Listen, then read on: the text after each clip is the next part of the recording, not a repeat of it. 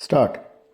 अच्छे ज़मींदार या ताल्लुकेदार किसानों को अपनी रियाया समझते हैं और उसके साथ सद्व्यवहार के साथ पेश आते हैं।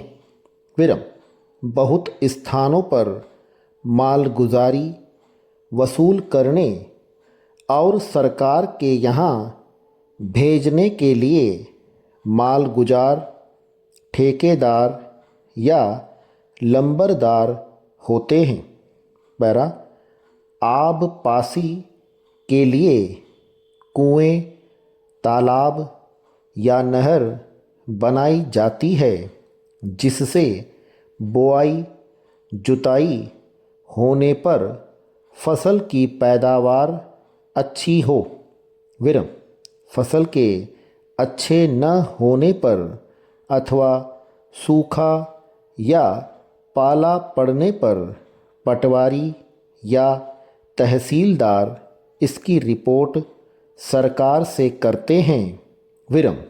वहाँ से इन्हें अगली फसल जोतने बोने के लिए तकाबी मिलती है। पैरा। काश्तकारों को जब कर्ज की आवश्यकता पड़ती है तो सहकारी समितियों या महाजनों से लेकर अपना काम चलाते हैं। विरम। यदि एक ही गांव में छोटे छोटे कई ज़मींदार हुए या एक ही जोत में कई छोटे छोटे किसान हुए तो उन्हें हिस्सेदार या पट्टेदार कहते हैं। पैरा। ज़मींदार अपने लगान की वसूलियाबी कारिंदा के द्वारा कराता है। विरम।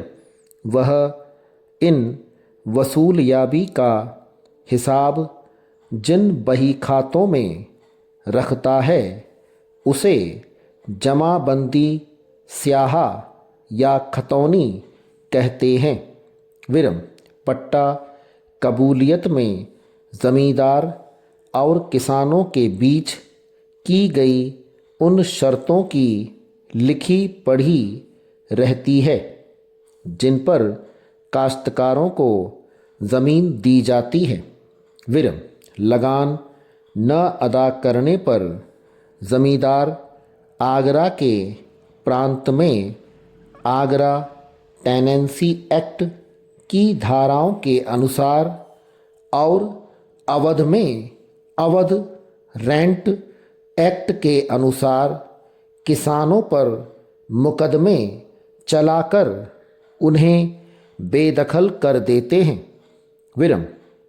इसलिए लगान की बकाया कभी न रखना चाहिए बल्कि उसे फौरन अदा कर देना चाहिए।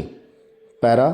ज़मीनों की किस्मों के अनुसार अलग अलग लगान है और इन्हीं लगानों के अनुसार किसानों को खुद काश्त, शिकमी, हीन हयाती या मौरूसी किसान कहते हैं।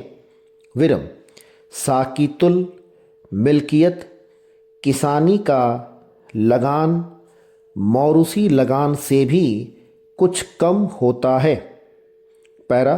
सरकार ने इसकी मदद के लिए agriculturist relief act, encumbered state act अभी पास किए हैं। स्टॉप।